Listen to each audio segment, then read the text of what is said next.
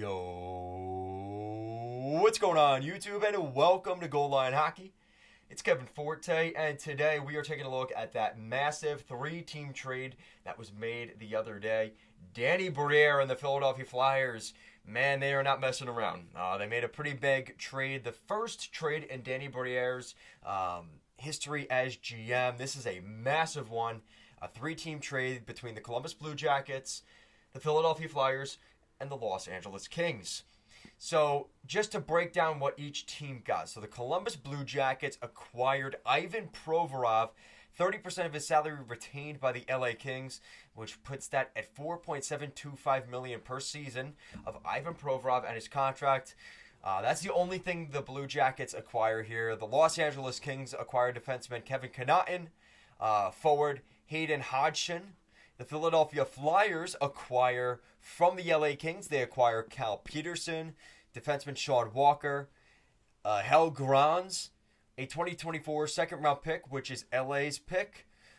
They also acquired from the Blue Jackets. They acquired a 2023 first-round pick. That's the Kings selection, 22nd overall this year. 2024 second-round pick. That's a conditional pick on the Columbus Blue Jackets. The Columbus Blue Jackets must decide after the 2024 first round is complete if they're sending the 2024 second-round pick or the 2025 second-round pick. So it's either this year's or next year's second-round pick from the Columbus Blue Jackets.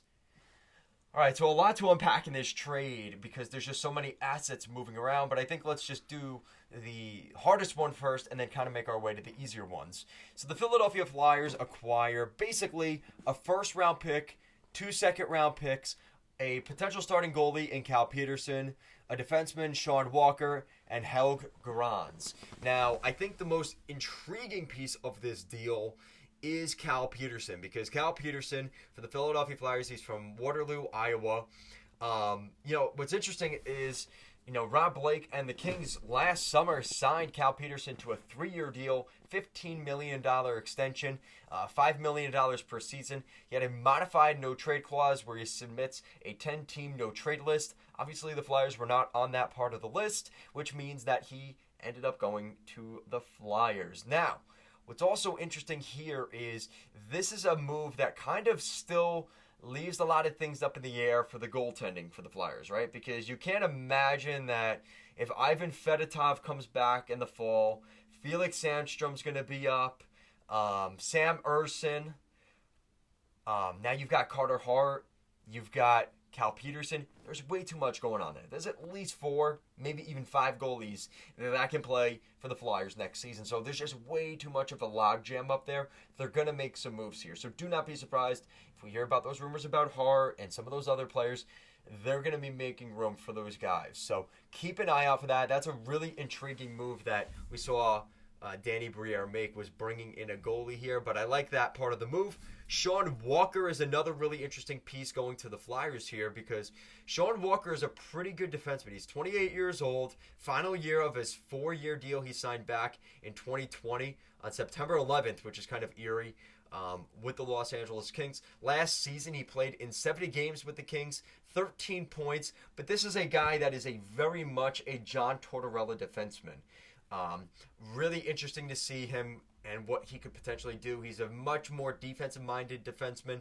He shoots left shot. He shoots right shot. So there's a lot of flexibility with him. I think that's a guy that definitely fits the John Tortorella bill.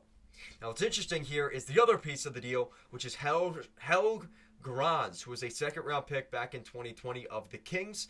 And he is a 21-year-old. He's still fairly young. He is at the end of... Actually, no, he signed a 4-year entry-level contract, so he's still got another 2 years left on that entry-level deal, which is kind of interesting. He's played most of his hockey in Sweden. Last year with the Ontario Reign, he was a plus 22, 9 points in 59 games. So the last 2 years now, he has played over 100 games at the AHL level, so he's played a lot of pro hockey in North America. But what's interesting with him is he's not known to be a very physical player. And if you guys know where I'm going with this, it's the total opposite of Sean Walker. He is the total epitome of a guy that is not a John Tortorella player, but I think that Torts is the kind of guy that can get the most out of him. It reminds me a lot of Owen Tippett, right? We always thought that Owen Tippett wouldn't be a good fit, wouldn't be a good match for Torts. It's been everything but the opposite of that. So I think that with the right kind of motivation, and if it connects well, GRANS could also be in that conversation as well. Now let's go to the LA Kings. So the Kings acquired defenseman Kevin Connauton and Hayden Hodgson. Now Hayden Hodgson I know has been in a lot of the Flyers Lehigh Valley Phantom games. He's been playing in Lehigh Valley the last 2 years. He's spent a lot of time in Pennsylvania. He played with the Reading Royals back in 2020. The last 2 years he has been in Lehigh Valley and put together pretty good numbers last season in Lehigh Valley. Unfortunately, this season, though, he only had 8 points in just 2 less games. He had 31 points last year in basically the same amount of games. So a huge drop in his production at the AHL level. It wasn't a great season for Lehigh Valley, but still, to drop that much is quite concerning. And it sounded like Hayden Hodgson just needed a change of scenery, and maybe things had kind of changed, and the plans for him kind of changed in Philadelphia. Kevin Connauton is a good defenseman here. He's a 33-year-old defenseman. Left shot, right shot. He can kind of move all over the board. He's played all over the NHL. He's played in Arizona. He's played in Florida. He's played in Dallas. He's played in Vancouver. And now he has been introduced as a member of the Los Angeles Kings. Last season with the Phantoms, he picked up 15 points. He was a plus 49. So as a defenseman, not too bad. He actually played in the Spengler Cup this year as well. So I like Kevin Connauton, and it's definitely a guy that, you talk about trying to beef up the blue line. You've got a couple of interesting guys there in LA as you're kind of rebuilding that blue line on the fly. Moving out some money, that's a huge part of this for the Kings because now you bring in Kevin Connauton. Now you're keeping Vladislav Gavrikov. That's going to be a big, mean defense in LA. And, we're looking right now at the Vegas Golden Knights, how just big and mean that defense is. I wonder if the Kings are saying to themselves, we need to get tougher. We need to get bigger on the blue line. And that's kind of what we're seeing with this deal. And that's all the Kings really got. They got a couple defensemen and a young forward in this deal. Of course, for the Blue Jackets, they pick up Ivan Provorov. 30% of his salary retained by the Kings, which is a really nice asset here. He's a 26-year-old from Russia. We're not going to really discuss all the political stuff with Provorov. Obviously, he didn't wear the Pride jersey during warm-ups this past season. He took a lot of controversy for that. But here he is, and he finally moved. It's been a rough, really the last 3 years have been kind of rough for Provorov. He had some really good numbers in the beginning of his career in Philadelphia. His first 2 seasons combined, he played a full 82-game schedule. He picked up 71 points in 2 full seasons. He played really well, but he just hasn't gotten to that same level since. And a lot of that is because the team in front of him isn't very good, but a lot of that too is just, it just seems like he's not in the right fit here with the Flyers. And it seems like, it seems like Tortorella's trying to make him that big, mean defenseman. He's just not that type of player. And I think, honestly, Sean Walker is going to fill that role a lot more efficiently and going to be a better fit in that role than Provorov is. Provorov is a fairly, likes to move the puck forward and create offense and kind of be a quarterback on the power play.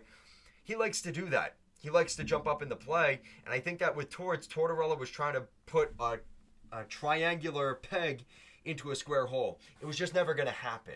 And I think that's kind of what we're seeing here. This is a really good pickup, though, and I think a guy that might secretly be a huge pickup for the Blue Jackets, because now you talk about maybe allowing guys like David Jiricek to develop, and you want to talk about getting bigger and meaner on the blue line. That's the Blue Jackets, man. They've got protection with Provorov. He's got 2 years left on his deal. So Columbus and Mike Babcock and Jarmo Kekalainen, they're already starting to assemble what they're going to put on the ice in September. And I think that a big, mean defense with Jiricek, with Provorov, is definitely fitting that Vegas Golden Knights style of defense. I think that's going to be a theme this summer. Teams trying to get bigger and meaner like the Golden Knights blue line is.